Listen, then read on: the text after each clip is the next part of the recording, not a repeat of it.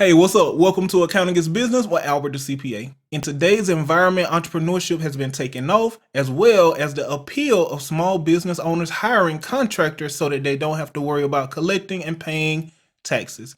So, since this has been such a hot topic lately, I want to make a quick video explaining some of the differences, when to hire each, and whatever else pops up in my brain as I'm talking about it. Y'all know how I do. Anyway, so that I don't overtalk it, let's go ahead and dive right into the video.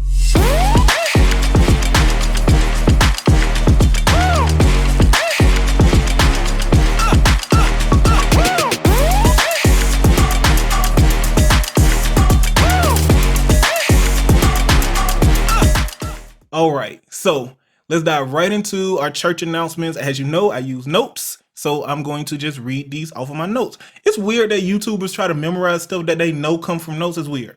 Y'all know what I'm doing. Y'all know who y'all talking to. All right, so church announcements. If you prefer reading over video, you can now check out the accompanying blog on our site at rightchoiceaccountingsolutions.com.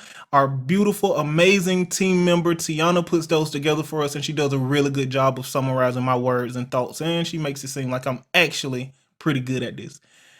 This is YouTube, so you guys know you must like, comment, subscribe, and turn on the notification bell so that you can see our posts in the future. If you have questions that you'd like me to answer about your small business, please shoot us an email at askalbertthecpa@gmail.com or comment down below for a chance to have your question answered live on the show.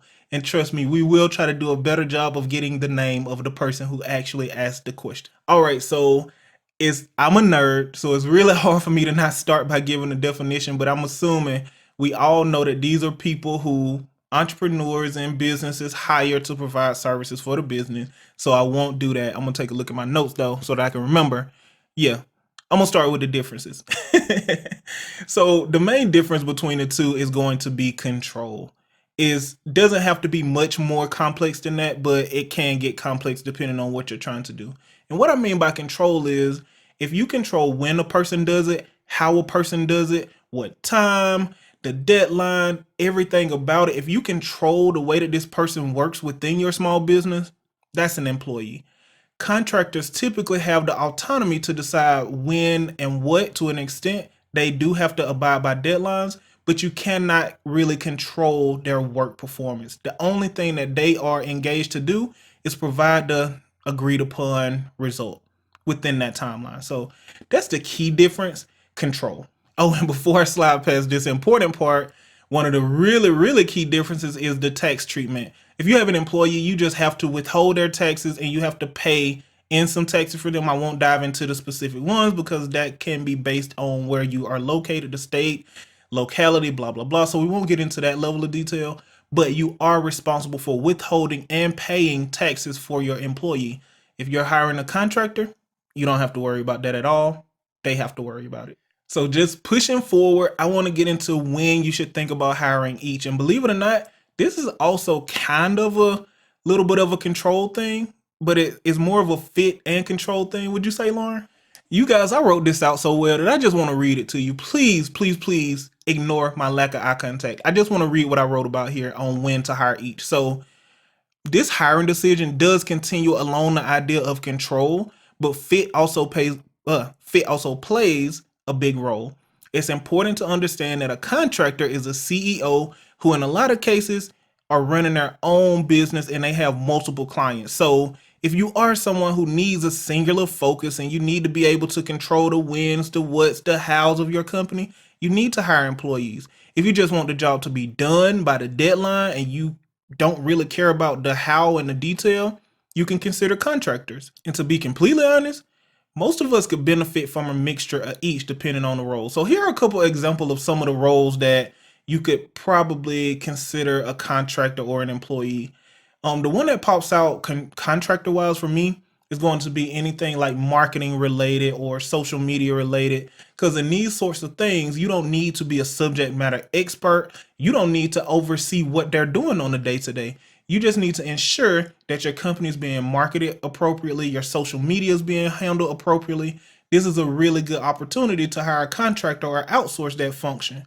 And With employees, a really good example, it varies so much between industry. So I'll just say if it's a high touch point, if it's somebody you need to really collaborate with, someone you need to really be focused on what you guys have going on, it's not really that wise to hire a contractor, even though you can be tempted and you can be sold. But it's important. I've been burned over here before, if you can know. But it's important to understand that if you really do, if you're building something that's going to require a really high level of focus, a really high level of collaboration, you want to ensure that you're hiring people who are all in, people who are primarily focused on what your business is doing. You need an employee.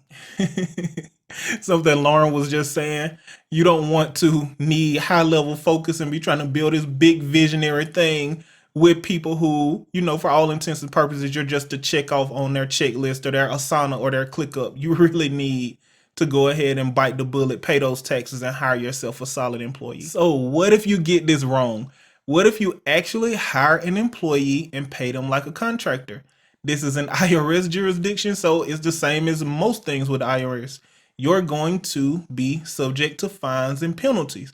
I would get into, well, let me say this part, fines and penalties up to imprisonment. So I'm not going to get into the details on what fines and what penalties and blah, blah, blah. We just going to, since you've seen this, let's just not do it. The IRS is not someone to play with, so let's not play with them. There are plenty of legal ways and loopholes to beat them. Let's stick on the legal side of things, and let's ensure that we're hiring and coding our employees and contractors correctly. Shoot, Lauren, we moving right along on this one. I'm already at the Ask Albert the CPA part, so let's get into it. The question this week is, what is advice that you give all the time to small business owners? I love this one. We did not make a note of your name. But y'all, don't give up on us. We are going to figure out that part. We get excited. When it's something that we're passionate about and you ask it, we get kind of excited, write it down, get it in the show, and move forward. We are going to start calling out who's asking us these questions. It's kind of funny at this point that we haven't corrected that little easy thing. But anyways, so back to the question. What is advice that you give all the time to small business owners?